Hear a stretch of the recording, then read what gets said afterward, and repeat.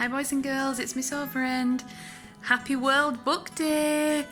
We're celebrating in nursery by dressing up as our favourite book characters, and you've got to bring your favourite book to school. So Miss Yarrow has asked me to bring my favourite book to the YouTube video today.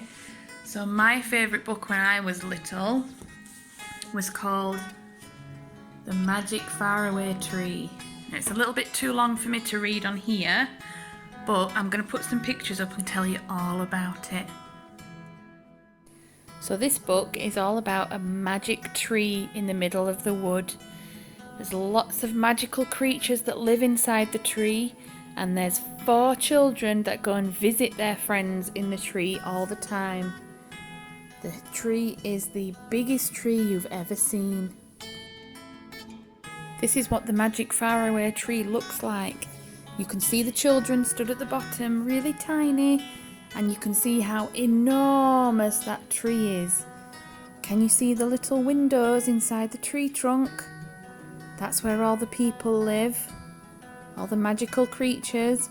And then if you look at the very top of the tree, there's a cloud.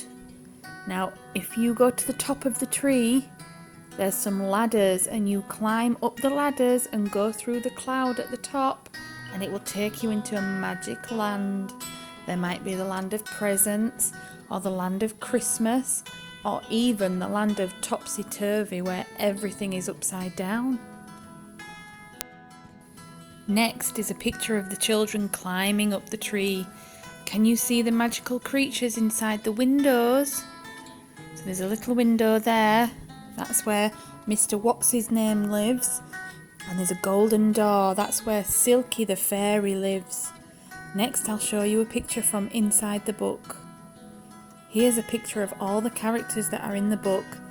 You can see Dame Wash-a-Lot with her pointy hat and her witch's broom. She does lots of washing and tips the dirty water out of her window. You can see Saucepan Man with the saucepan on his head. He has lots of kettles and saucepans in his pockets and hanging from his coat.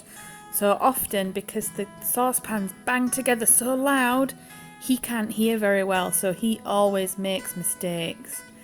You can see Silky the fairy sitting on the witch's broom.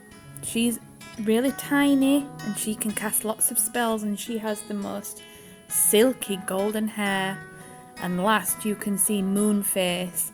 He's the one that looks after everybody in the tree. He's called Moonface because his face is round and round and round like the moon. And if you go to his house, he has a special door on the floor, and you open the door and you go down a slide inside the trunk of the tree to get back to the ground, and it's called the Slippery Slip. Moonface also looks after the ladder that you have to climb to get to the magical land at the top of the tree. I'll show you a picture of the land of topsy-turvy, and you'll see the policeman walking on his hands. Here you can see Moonface and Saucepan Man and Silky and all the children having a picnic in the land of topsy-turvy.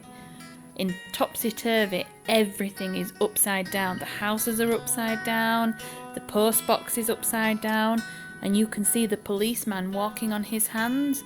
In fact, if you don't walk on your hands in topsy-turvy, then the policeman will want to put you in jail. Everything is upside down in topsy-turvy.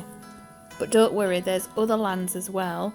Sometimes there's a land of presents where everybody gets presents, and sometimes there's the land of sweets where everything is made of sweets and chocolates. Even the houses are made out of biscuits. Well, I hope you like the sound of my favourite book, The Magic Faraway Tree. That was the first book that I ever read cover to cover when I was younger. It's my first grown-up book that I read. And I've had this book with me for 33 years. Now, ever since I started reading that book and I fell in love with that book, I've decided to make my own stories.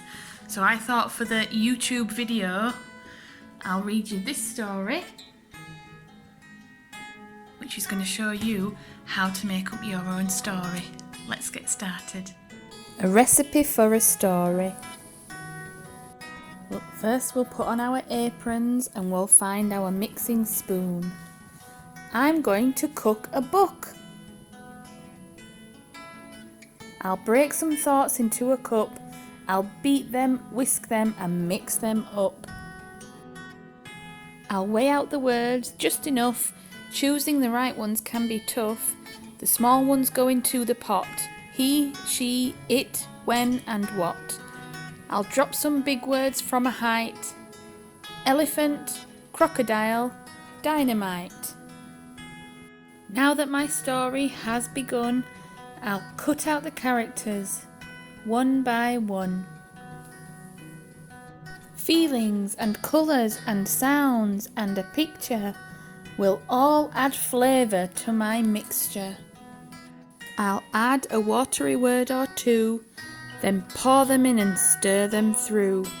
Splish, splosh, splash, drip or sprinkle, glug and gurgle, squelch and tinkle. Now I'll put a lid on it. Wait a while and let it sit. It's not until I roll it out that I'll find out what it's all about. And now I'll lay it in the tin so that my characters can jump in. Next, the middle, the action, the filling, into the pan without any spilling. Now all I'll do is simply add a spoonful of good and a pinch of bad.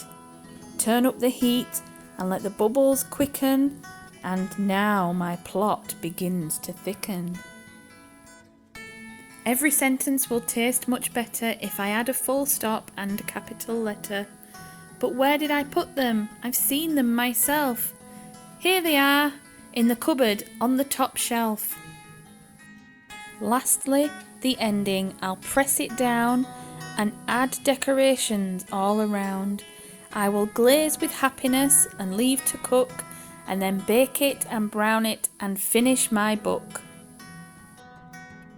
I turn the pages and I can tell that my recipes turned out so well. I've done everything that I need to make my story a delicious read. The end. Boys and girls, can you see all the characters in that storybook? Can you tell me what you can see? I can see the elephant, and I can see the wicked witch at the top, and I can see the crocodile with the prince holding some flowers sitting on his back, and I can see a little princess holding a giant cup of tea. Boys and girls, do you think that you can make up your own story? I think you could. Happy World Book Day!